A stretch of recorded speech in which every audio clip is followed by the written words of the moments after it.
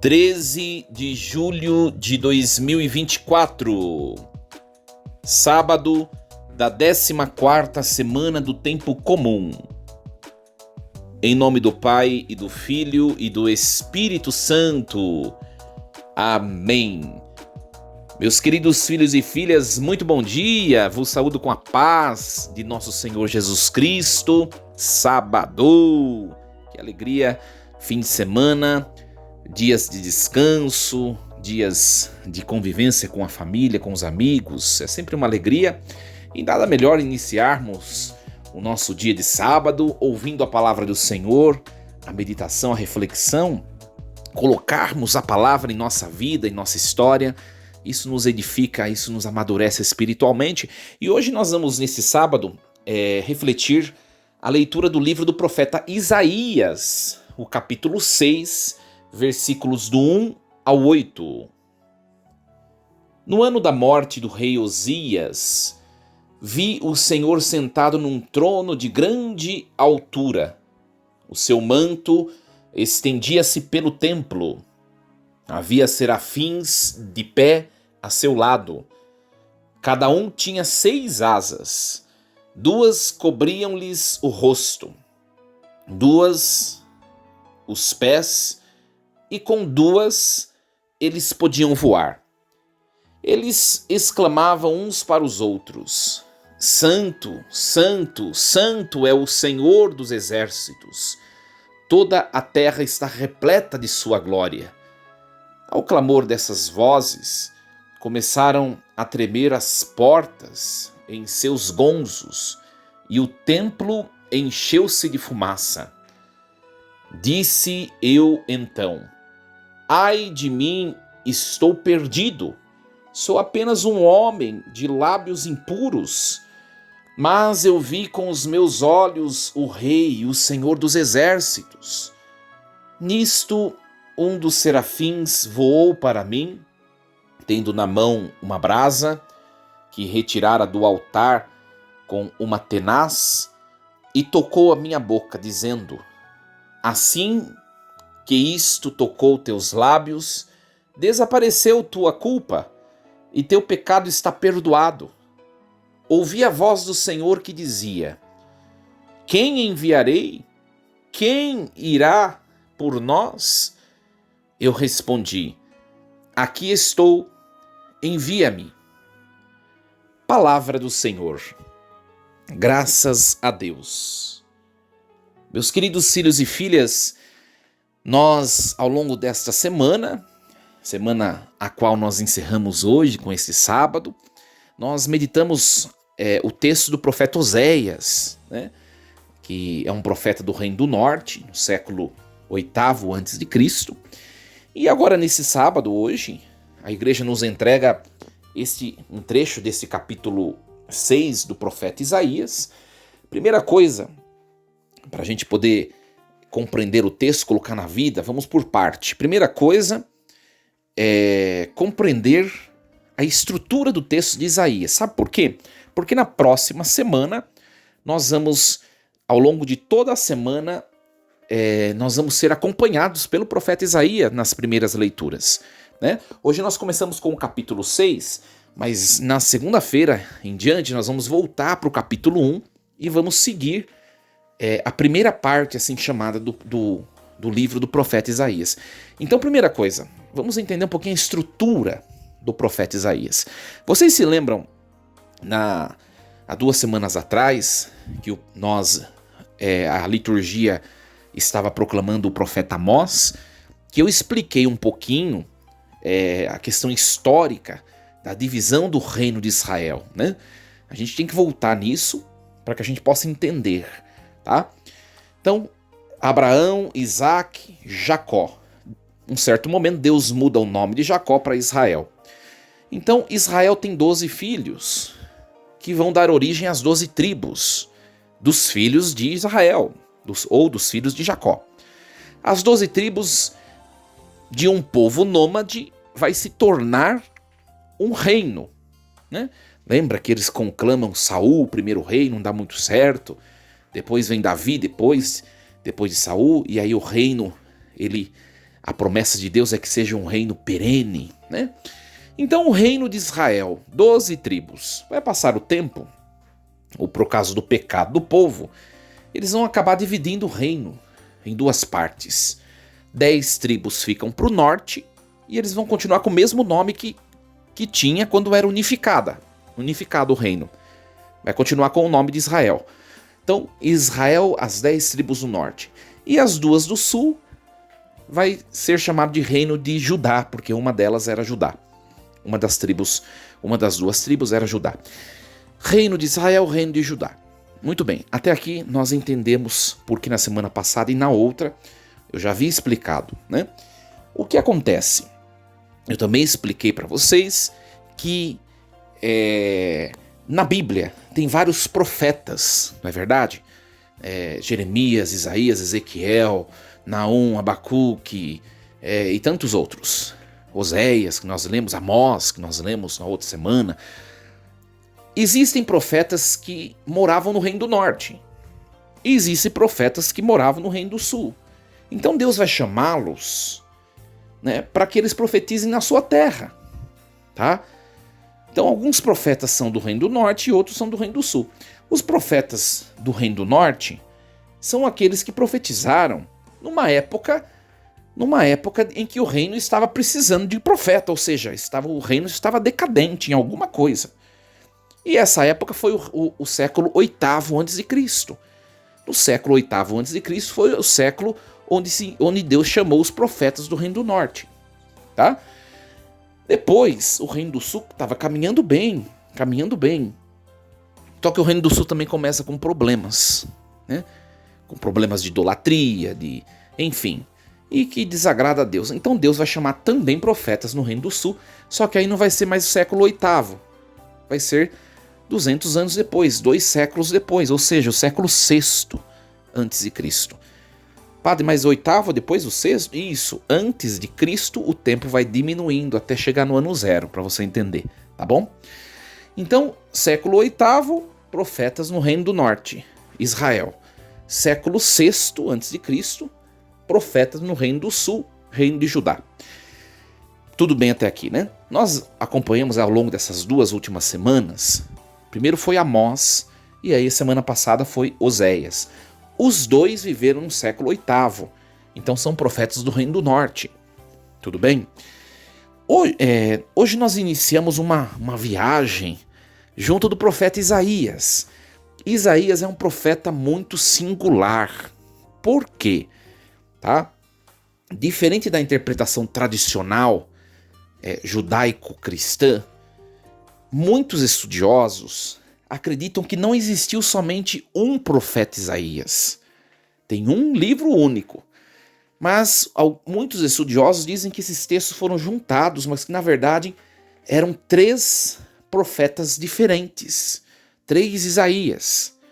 Então esses estudiosos, eles vão perceber no texto a diferença. Por quê? Porque a primeira parte de Isaías tem menção ao império da Assíria.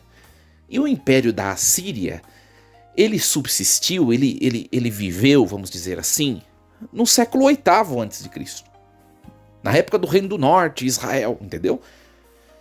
A segunda parte do profeta Isaías, essa primeira parte é do capítulo 1 ao capítulo 39, tá?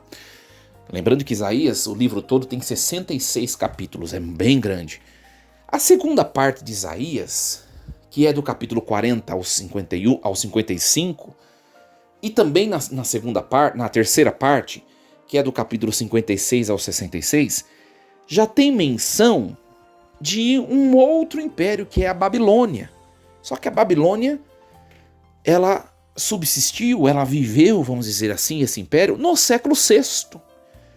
Então, é impossível que um único e mesmo profeta tenha vivido mais de 200 anos, entendeu?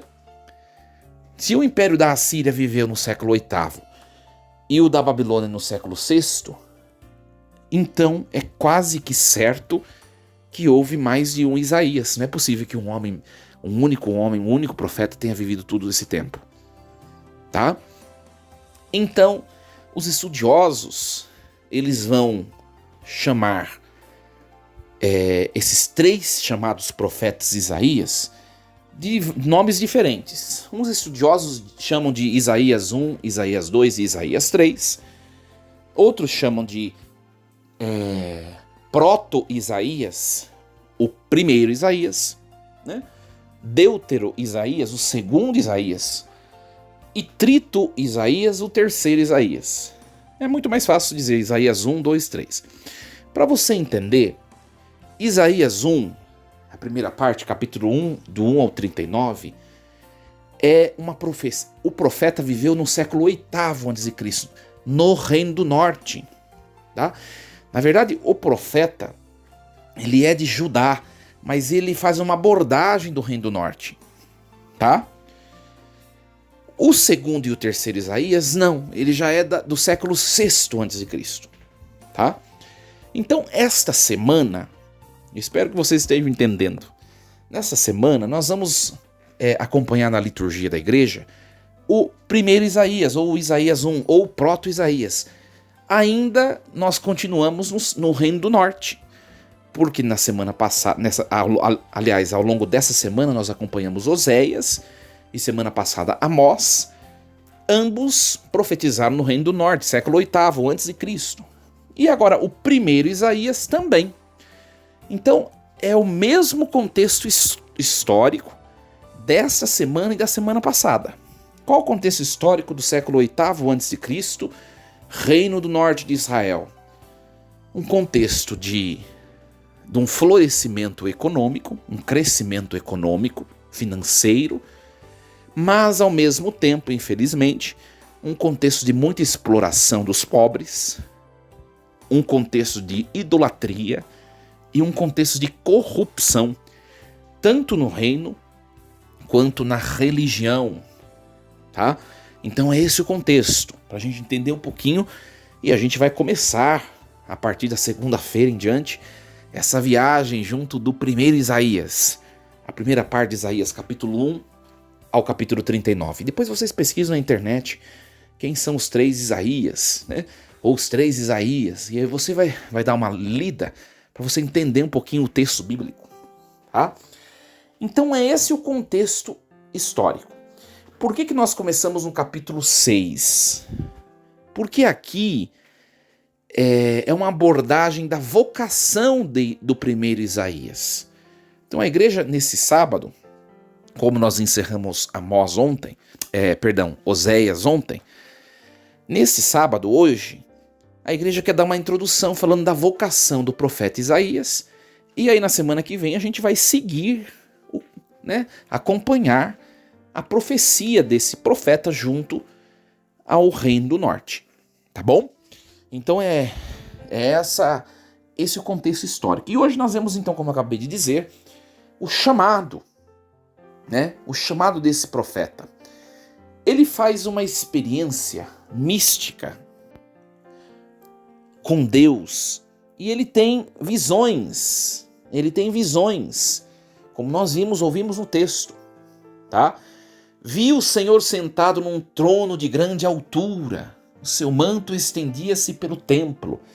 Então aqui ele vê um Deus que é majestoso, que mesmo diante da iniquidade do seu povo, do pecado, mesmo diante das situações difíceis, da desordem, esse Deus ainda, ele se mostra soberano, grande. Aí ele vai mostrar a figura de serafins, tá? E uma coisa importante, no versículo 3, eles exclamavam uns para os outros: Santo, Santo, Santo é o Senhor dos Exércitos. Na língua portuguesa, nós temos o chamado superlativo. Quando você quer exaltar alguma coisa, o superlativo da palavra santo, por exemplo, é santíssimo.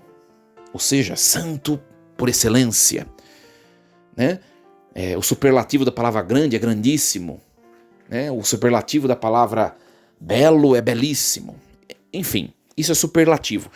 no hebraico não existe superlativo dessa maneira, como no português.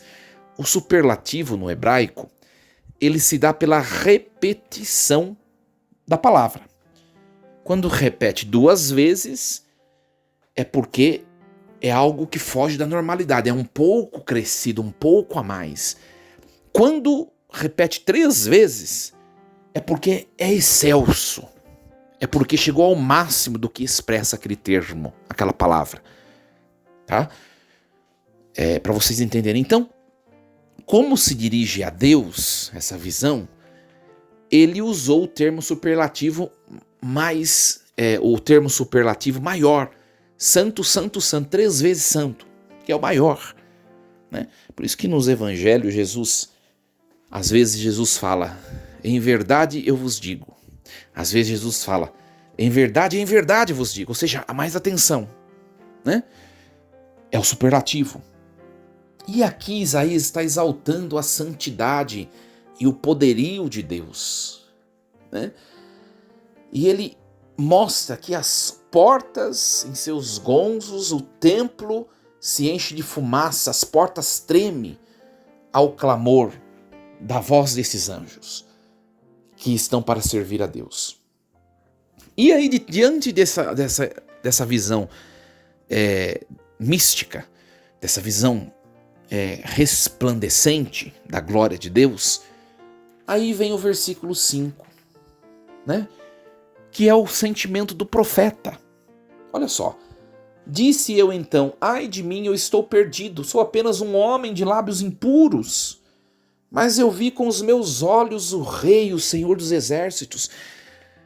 Como diversos outros profetas, minha gente, Isaías também se sente pequeno para a missão que Deus entregou para ele, de ir profetizar junto do povo. Ele se sente pequeno. Eu sou apenas um homem de lábios impuros, ou seja, eu não sou digno. Ai de mim, eu estou perdido. Em meio a tanta santidade, ou seja, santo, santo, santo, santíssimo, perfeito. Deus é assim. E Isaías olhou para si, a sua insuficiência, a sua fragilidade, e ele disse, eu sou apenas um homem de lábios impuros. Olha que bonito, minha gente. Aqui a gente pode já colocar na vida da gente, né? Quantas vezes nós também, diante dos nossos pecados, das situações de fragilidade que nós percebemos em nós, quantas vezes nós nos sentimos indignos de ser de Deus, de estar em Deus, de estar com Deus, né? Quantas vezes, começando por mim, no exercício do meu ministério, né? Quanta fragilidade, quanta pequenez em manusear, em lidar com as coisas sagradas que expressam e que presentificam aquele que é santo, por excelência, que é santo, santo, santo. Como nós nos enxergamos, a nossa indignidade diante disso? E diante desse fato, dessas situações, sabe o que acontece? Tem muita gente que desiste do serviço da igreja. Tem muita gente. E eu vou falar uma coisa para vocês que eu sempre falo, mas às vezes a gente escuta, entra por aqui e sai por ali. A igreja não é lugar de gente perfeita. Porque se a igreja fosse lugar de gente perfeita, minha gente, eu seria o primeiro a não estar pregando para vocês nesse momento. A igreja, o corpo místico de Cristo, que caminha no tempo e no espaço, ou seja, nós, né? A igreja é constituída por pessoas que estão em construção. Nós não estamos prontos, minha gente. Nós estamos em construção. Eu sempre digo, olhe para você, veja e olhe para trás, veja o quanto você evoluiu. Oxalá você tenha evoluído em muitas coisas, porque se você não evoluiu, você perdeu tempo. Porque nós estamos aqui para nos construir ou nos reconstruir. Nós estamos em construção, nós estamos numa etapa de nos aperfeiçoar, nós estamos numa etapa de configuração a Deus, de configuração ao Senhor. Todos nós. Ninguém está pronto. Ninguém está pronto. Pode pegar a pessoa que ocupa o cargo mais elevado em qualquer esfera social, até mesmo na religião, está em construção. Pega o Santo Padre, o Papa Francisco, né? Está em construção. Quando iniciou seu pontificado, ele se inclinou, uma cena inédita, se inclinou diante do povo que estava lá na Praça São Pedro, pedindo que o povo rezasse por ele, porque ele também está em construção. Então o critério para servir a Deus não é a perfeição, a suma perfeição, mas é a disposição de se deixar moldar por Deus. Essa que é a questão. Essa que é a questão. Eu já vi muitas cenas que envolvem esse assunto. Por exemplo, pessoas que aconteceu algum problema familiar na família, com filhos, a pessoa deixa o ministério extraordinário da comunhão, por exemplo. Padre, aconteceu tal coisa na minha família e eu não acho certo servir a igreja. Tá bom, mas você está dentro das exigências básicas e mínimas? Eu estou, mas aconteceu isso na minha família, eu não vejo, não acho certo continuar nisso aqui. Olha, minha gente, você não está servindo a igreja, o altar, porque você é santo. Pelo contrário, você está servindo para você, tendo intimidade com o todo santo e o todo poderoso, você se santificar. E você se santificando, você santificar a sua família. Vocês conseguem perceber a diferença? A diferença disso? Quando a gente se percebe necessitado da santidade de Deus, minha gente, a gente para de ficar apontando os outros. A gente para de ficar criando confusão com os outros. A gente para de fofoca dos outros. A gente para de ficar criticando os pecados dos outros, a situação em que os outros se encontram. Por quê? Porque a gente percebe os nossos próprios erros e debilidades e fragilidades e vícios. Então, sirvamos a Deus, sirvamos a igreja. É claro que existem alguns ministérios que a igreja coloca umas exigências um pouco maiores. Por quê? Sobretudo os ministérios que têm relação própria com a vida sacramental. Por exemplo, um ministro extraordinário da comunhão, né, tem exigências muito maiores do que, por exemplo, um leitor ou um músico. Por quê? Porque você vai estar em contato direto com o sacramento, direto. Mas isso não quer dizer que você, exercendo esse ministério, você seja melhor do que os outros, de maneira alguma. De maneira alguma. Vocês conseguem perceber? E aí vem a resposta por parte de Deus. Agora, até aqui foi o profeta que falou, agora vem Deus falando. Olha só. O que acontece? Pela cena nós vemos Deus se comunicando, né? Nisto um dos serafins voou para mim, tendo na mão uma brasa que retirara do altar com uma tenaz. E tocou a minha boca, dizendo: assim que isso tocou teus lábios, desapareceu a tua culpa e teu pecado está perdoado.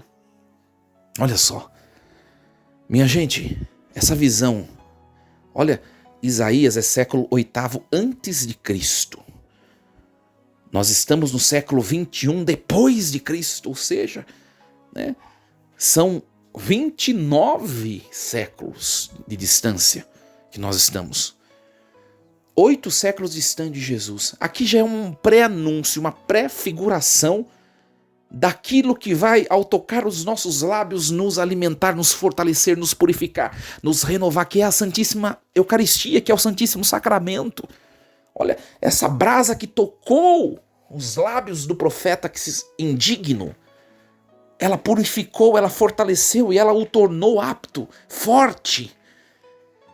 Hoje nós diremos, nós que somos igreja, o povo de Cristo, o novo povo de Deus, que essa brasa que toca nossos lábios nos purifica, nos fortalece, nos alimenta, nos renova a esperança, é a comunhão do corpo e do sangue de Cristo. Olha a importância de você, eu, todos nós, a importância de nós nos aproximarmos do sacramento da Eucaristia todos os finais de semana. Olha a importância, por quê? Para que nós estejamos aptos a enfrentar os desafios que vêm naquela semana em diante. Olha que bonito. E aí o profeta escuta a voz de Deus. Ouvi a voz do Senhor que dizia: quem eu enviarei? Quem irá por nós? Eu respondi: aqui estou, envia-me. Olha que bonito. Depois de se alimentar com essa brasa, vamos dizer assim, se purificar, se fortalecer, o profeta ele tem condições de dizer: eu estou aqui, envia-me.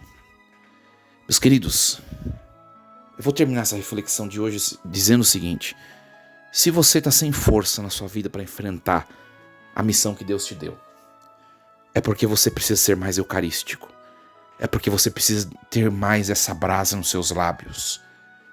Começa a ter eucaristia diária. Se você está enfrentando uma provação, faz a experiência, se você tem possibilidade, de ter eucaristia diária, para você ver se Deus não vai te enviar e se você não vai superar e vencer esses desafios que você está enfrentando.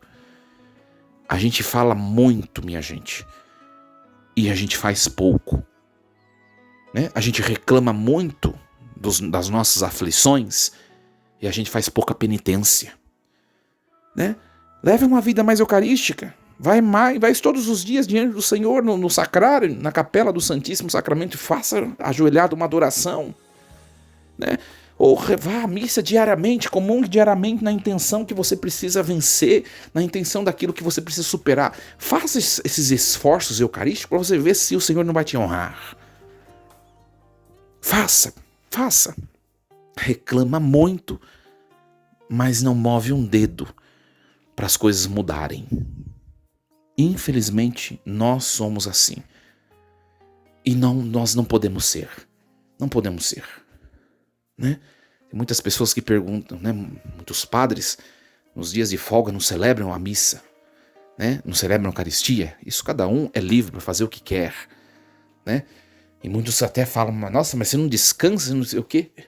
Minha gente, eu vou dizer a você uma coisa. Eu já me vejo tão vulnerável diante do mal, diante do inimigo de Deus. É verdade. São tantas as provações, tantos os perigos, tantas coisas. É o mínimo que eu posso fazer, levar uma vida eucarística para que eu me perceba e me sinta debaixo da proteção de Deus. Porque senão tudo desabará. Tudo desabará. Tudo desabará. Então é uma questão de experimentar. Comece a ser eucarístico e diga para o Senhor: eis-me aqui, envia-me. Vai lá e enfrenta a sua cruz, a sua história, a situação que você tem que enfrentar, para você ver se as coisas não mudam. Talvez as coisas na sua vida, na sua família, no seu casamento, não sei. Talvez as coisas na sua vida profissional, talvez muitas coisas estagnaram, porque você estagnou na fé. Você precisa de mais brasa no seu lábio. Você precisa de mais Deus, você precisa de mais Eucaristia, você precisa ser mais adorador, né? Adorar o Senhor. Eu vejo nas missas, né? Está lá no missal romano a prescrição para todos se prostrarem diante da Eucaristia. Todos se prostrarem diante da Eucaristia. Por quê? Porque é o Santo, Santo, Santo. É o 3 vezes Santo, é o Todo-Poderoso. Tem gente que fica em pé. Eu não posso dobrar meu joelho. Eu não posso. Olha, se você não adorar a Deus, você vai adorar o mundo, a você mesmo ou ao diabo. Cuidado.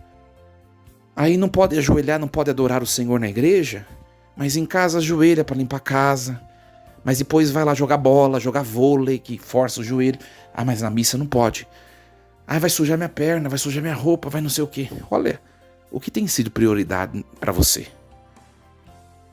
Comece a se prostrar diante de Deus com todo o seu coração, para você ver se as coisas não vão mudando. Começa. Que Deus nos ajude, que nos tornemos homens e mulheres da brasa nos lábios. Força e coragem. Em nome do Pai, do Filho e do Espírito Santo. Amém. E lembremos-nos sempre, Deus está no comando de tudo.